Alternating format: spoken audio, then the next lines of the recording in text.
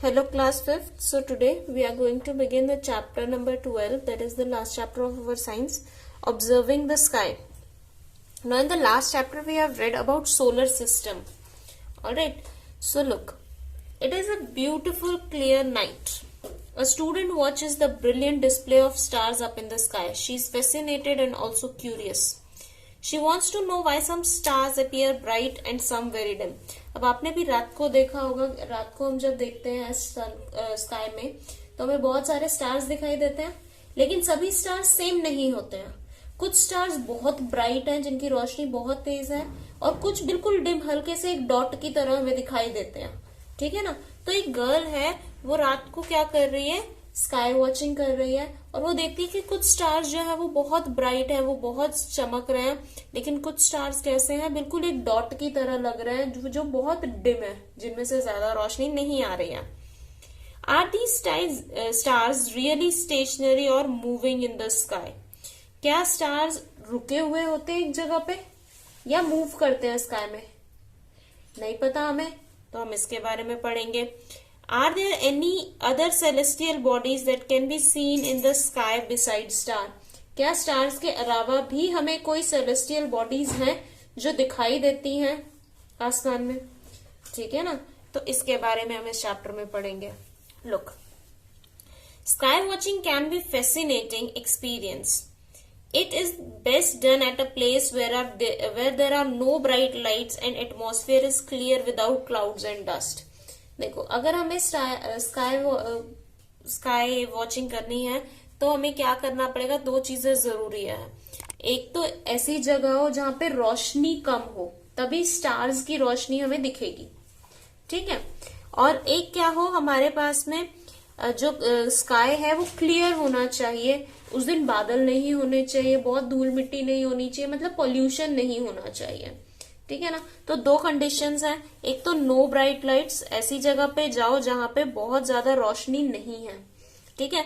और जो एटमॉस्फेयर होना चाहिए वो क्लियर होना चाहिए, डस्ट नहीं होनी चाहिए, और क्लाउड्स भी नहीं होने चाहिए, बादल भी नहीं होने चाहिए, क्योंकि बादलों के पीछे स्टार्स छुप जाएंगे, वो हमें दिखाई नहीं देंगे. धूल मिट्टी ज्यादा होगी, डस्ट ज्यादा होगी, तो भी स्टार्स हमें दिखाई नहीं देंगे. और अगर लाइट बहुत ज्यादा होगी तो उस टाइम पे क्या होगा, जो बड़ी आपके घर में दो बल्ब है, एक छोटा बल्ब है और एक बड़ा बल्ब है. ठीक है ना. जब आप छोटे बल्ब को जलाते हो तो उसकी रोशनी में दिखाई देती है आपको रूम में. ठीक है ना. लेकिन जब आप बड़ा बल्ब जला देते हो तो छोटे बल्ब की रोशनी छिप जाती है, वो आपको नहीं विजिबल होती है तब. ठीक है.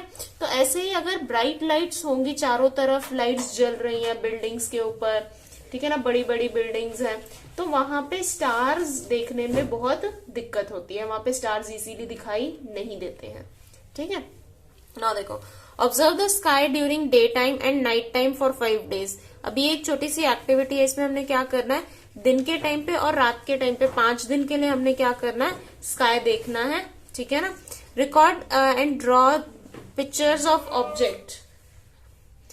जितने भी आपके पिक्चर्स हैं, जो भी आपको ऑब्जेक्ट स्काई में दिखाई दे रहा है, उसके आपने क्या करने, पिक्चर ड्रॉ करने हैं. ठीक है. उनके नेम्स लिखने हैं. ऑलराइट. अभी देखो, एक वार्निंग है कि जब भी हम दिन में स्काई वॉचिंग करें, ठीक है ना, तो उस टाइम हम डायरेक्टली सन को ना देखें, हम गॉगल्स वगैरह पहनकर देखें. ठीक है ना. शेड्स, जो डार्क शेड्स होते हैं, ब्लैक शेड्स जो हम धूप में लगाते हैं, और फिर भी हम डायरेक्टली ना देखें.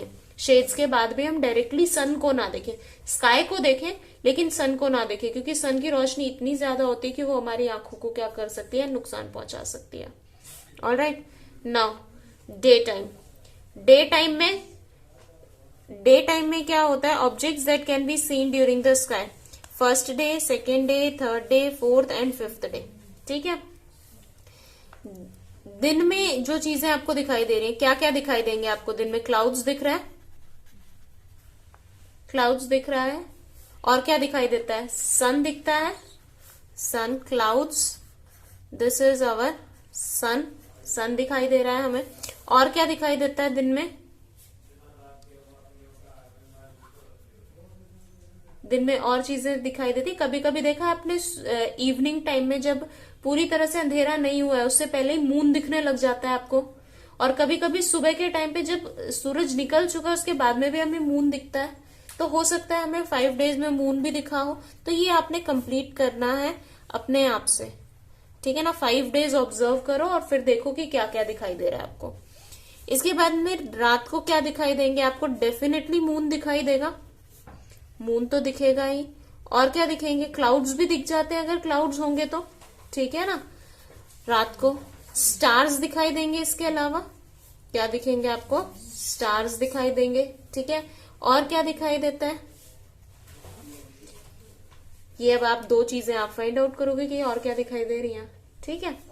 Now does the objects appear to move? कौन सी चीजें जो इनमें से मूव करती हुई दिखाई दे रही है आपको? क्लाउड्स मूव करते हुए दिखते हैं हमें, यस। तो क्लाउड्स के लिए हम यहां लिख रहे हैं यस, ठीक है।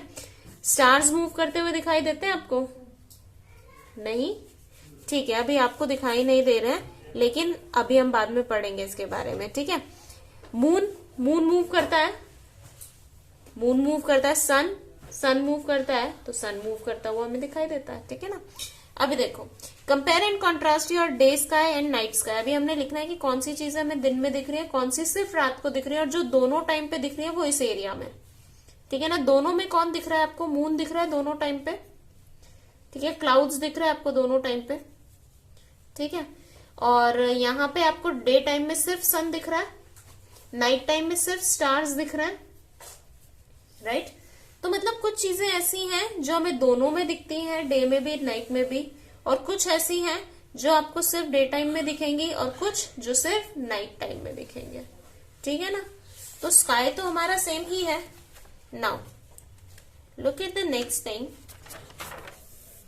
Day time sky. We can see the sun and sometimes even moon. कभी कभी हमें मून भी दिखाई देता है दिन में, ठीक है। अभी हमने बात किया सुबह सुबह या फिर शाम होने, अंधेरा होने से थोड़ी देर पहले, ठीक है ना।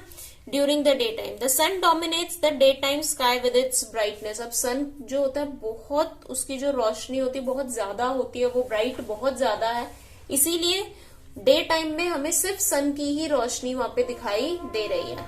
Alright, now during the day the sun appears to move through the sky. हमने ये छोटी क्लासेस में पढ़ा है, sun rises from the east and sets in waste.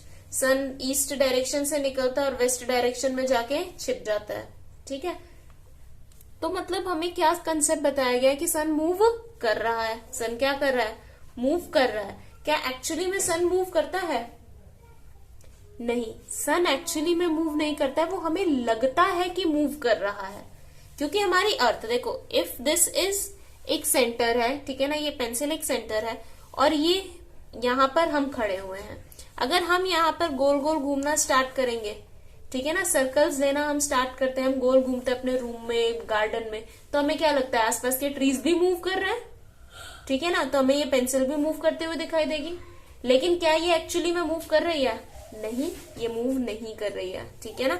तो वैसे ही हमें ऐसा लगता है कि सन क्या कर रहा है, स्काई में, आसमान में मूव कर रहा है, लेकिन एक्चुअली में सन मूव नहीं करता है, ठीक है ना। इट अपीयर्स, इसीलिए ये वर्ड यूज किया है, अपीयर, लगता है, हमें सिर्फ लगता है। It appears to rise in east and set in west. ऐसा लगता है कि वो ईस्ट से निकल रहा है और वेस्ट में जाके छिप रहा है, सिर्फ लगता है, वो मूव नहीं कर रहा है, ठीक है ना। We now understand that this apparent motion, apparent मतलब ऐसा मोशन जो सिर्फ हमें लग रहा है, फॉल्स मोशन। क्या होगा ये? फॉल्स मोशन, जो हमें लग रहा है सिर्फ वो, ठीक है ना, of the sun for us is because of the rotation of earth on its axis from west to east. ऐसा हमें क्यों लगता है कि सन मूव कर रहा है? क्योंकि हमारी अर्थ मूव कर रही है। हमारी अर्थ कैसे मूव करती है? रोटेट करती है और रिवॉल्व करती है, ये लास्ट चैप्टर में भी हमने पढ़ा है। तो रोटेशन कैसे होती है? अपनी जगह पर खड़े होके सिर्फ ऐसे मूव करना, ये हो रही है क्या आपकी? रोटेशन। दिस इज रोटेशन, अपनी जगह पर। अब अगर यहां पर कोई चीज है और मैं यहां पर हूं, इस एंड पर मैं बैठी हुई हूं, ठीक है, तो मैं अपने आप को तो मूव करते हुए नहीं देख पाऊंगी, क्योंकि अर्थ बहुत बड़ी है, तो अर्थ तो मुझे मूव करती हुई नहीं दिखाई देगी। लेकिन सन, मुझे ऐसा लगेगा कि सन अभी छिप गया है, क्योंकि मैं सन से दूर आ गई, मैं यहां आ गई हूं सन से दूर। अब जब मैं सन के पास जा रही हूं, ठीक है, तब मुझे लगेगा कि सन क्या हो रहा है, राइज कर रहा है। सन क्या कर रहा है, राइज कर रहा है, उग रहा है सन, ठीक है ना। तो मुझे ऐसा लगेगा कि सन मूव कर रहा है, बट एक्चुअली में कौन मूव कर रहा है, अर्थ मूव कर रही है, अर्थ रोटेट कर रही है, ठीक है ना। किस डायरेक्शन में रोटेट करती है, वेस्ट से ईस्ट की डायरेक्शन में, उल्टा। इसीलिए हमें लगता है कि सन ईस्ट से निकलता है और वेस्ट में छिप जाता है, उल्टी डायरेक्शंस, ठीक है। Next, we can also sometimes see some planets. इसके अलावा सिर्फ दिन में हमें सन नहीं दिखाई देता है, क्लाउड्स नहीं दिखाई देते, इसके अलावा भी हमें क्या दिखाई देते हैं, कुछ प्लैनेट्स, जैसे मरकरी और वीनस। कौन दिखाई देता है, मरकरी और वीनस, प्लैनेट्स के नाम है। ड्यूरिंग अर्ली मॉर्निंग आवर्स, ठीक है ना, मॉर्निंग के टाइम पे दीज प्लैनेट्स, इसीलिए इन प्लैनेट्स का नाम हम क्या बोलते हैं, मॉर्निंग या इवनिंग स्टार। जैसे मून हमें दिखाई देता है कभी कभी मॉर्निंग में या इवनिंग में, लेट इवनिंग से पहले, अर्ली इवनिंग, वैसे ही ये जो प्लैनेट्स हैं ये भी हमें दिखाई देते हैं किस टाइम पे, या तो बहुत जल्दी मॉर्निंग में या फिर इवनिंग में, ठीक है ना। सो इसीलिए इनका नाम हम क्या लेते हैं, मॉर्निंग एंड इवनिंग स्टार्स, ठीक है ना, morning and evening stars. They are seen very low near the horizon in the sky. अभी ये जो horizon word है ये न्यू है। horizon का मतलब क्या होता है, एक ऐसी जगह, जब एक बहुत बड़ा प्लेन प्लेग्राउंड है तो वहां पे हम खड़े होके दूर से देखते हैं तो हमें क्या लगता है कि शायद कहीं पे जाके जो अर्थ है वो किसके साथ मिल रही है, आसमान के साथ में मिल रही है, ठीक है ना। तो ऐसी जगह जहां पे हमें ऐसा लगता है, वो एक्चुअली में तो मिल नहीं रही है लेकिन बहुत दूर हमें ऐसा लगता है कि कहीं मिल रही है, उस जगह को हम क्या बोलते हैं, होराइजन, ठीक है ना। तो हमें ये मॉर्निंग या इवनिंग स्टार, मरकरी और वीनस प्लैनेट कहाँ दिखाई देते हैं, इस जगह पर जहां अर्थ और स्काई हमें मिलता हुआ दिखाई दे रहा है, उस जगह पर हमें दिखाई देते हैं मॉर्निंग के टाइम पे या फिर इवनिंग में, ठीक है ना। इसीलिए उनका नाम मॉर्निंग या इवनिंग स्टार है। Okay, now night time sky. Night time sky देखो, रात को हमें moon appears as the brightest and most recognisable object in the sky. सबसे जो बड़ा ऑब्जेक्ट हमें दिखाई देता है रात के टाइम पे कौन है, मून। मून ब्राइटेस्ट भी है सबसे, जितने भी स्टार्स हैं उनमें, ठीक है ना, और जिसको हम जल्दी से इजीली पहचान लेते हैं रात को, ठीक है ना, that is moon. In addition to moon, moon के अलावा हमें कुछ स्टार्स भी दिखाई देते हैं और कुछ प्लैनेट्स भी दिखाई देते हैं, ठीक है, और कुछ दूसरी सेलेस्टियल बॉडीज भी दिखाई देती हैं, जैसे कॉमेट्स हैं, ठीक है ना, पुच्छल तारा जिनको हम बोलते हैं, जिसकी पूंछ निकली होती है, ऐसा लगता है टूटता तारा है, उसे हम सोचते हैं टूटता तारा है, but it is a comet, meteoroids, ठीक है ना, ये सब चीजें भी हमें दिखाई देती है, तो इनके बारे में भी हम पढ़ेंगे। नाउ देखो, we have learned a little bit about the planets in previous chapter. Planets के बारे में हमने पिछले चैप्टर में पढ़ा है। The planet Venus is brightest object in the sky after the sun and moon. Sun और मून के बाद में जो तीसरा सबसे ज्यादा चमकने वाला जो ऑब्जेक्ट है हमारे स्काई में, वो कौन है, वीनस। वीनस बहुत ब्राइट है, हमने पढ़ा है पिछले चैप्टर में, ठीक है। Now Venus is not the only planet we see in night sky. ऐसा नहीं है कि हम सिर्फ एक ही प्लैनेट वीनस को देख सकते हैं, या फिर हमने यहाँ पढ़ा मरकरी को देख सकते हैं, ऐसा नहीं है। Mars, Jupiter, Saturn are other planets that can be seen in the night sky even with an unaided eye. Unaided eye मतलब बिना टेलीस्कोप वगैरह के नॉर्मली हम आईज से देख सकते हैं। कौन कौन से प्लैनेट्स, मार्स, जुपिटर और सैटर्न को, ठीक है। The rest of the planets are very faint and can be seen only with the help of powerful telescopes. बाकी के जो planets हैं वो बहुत हल्के, बहुत छोटे हमें दिखाई देते हैं, इसीलिए हमें उनको देखने के लिए किसका यूज करना पड़ता है, टेलीस्कोप्स का यूज करना पड़ता है, ठीक है। नाउ देखो, do you know the planet Saturn was the first planet discovered using a telescope. Telescope का इन्वेंशन किसने किया था, इट वॉज गैलीलियो गैलीलियाई, ठीक है ना। गैलीलियो गैलीलियाई ने टेलीस्कोप बनाया था और उन्होंने सबसे पहला प्लैनेट जो देखा था अपने टेलीस्कोप से वो कौन था, सैटर्न। कौन था, सैटर्न, ठीक है। नाउ देखो, do you know another, our sun shines with a yellowish white light. हमारा जो सन है उसकी जो रोशनी है वो येलो येलो कलर की है, येलो व्हाइट का मिक्सचर है, ठीक है। All the other stars are however not yellowish white. सभी स्टार्स की जरूरी नहीं है कि येलो और व्हाइट लाइट ही हो, सब स्टार्स की अपनी अपनी डिफरेंट डिफरेंट लाइट्स होती है, किसी की रेड भी होती है, किसी की ब्लू भी होती है। किस पे डिपेंड करता है? स्टार्स वेरी इन साइज, सब स्टार्स अलग अलग होते हैं, कोई बहुत बड़ा होता है, कोई बहुत छोटा होता है, ठीक है ना। ब्राइटनेस, सबकी रोशनी अलग अलग होती है, ठीक है। सबका टेम्परेचर अलग अलग होता है, सबके ऊपर जो टेम्परेचर है, कितने केल्विन्स है, वो सबके ऊपर कितने डिग्री सेल्सियस है, वो सब पे अलग अलग होगा, ठीक है। और कलर भी सबका क्या होता है, अलग होता है, कोई रेड होता है, कोई येलो होता है, कोई व्हाइट होता है, ठीक है ना, ब्लू भी होते हैं। The hottest star shine with a whitish blue light, और जो सबसे ज्यादा गर्म स्टार्स होते हैं, सबसे गर्म, ठीक है ना, उनकी लाइट कैसी होती है, व्हाइटिश ब्लू कलर की। और हमारे सन की कैसी है, येलोइश व्हाइट, येलो और व्हाइट, ठीक है ना। व्हाइटिश ब्लू सबसे गर्म की होती है, ठीक है।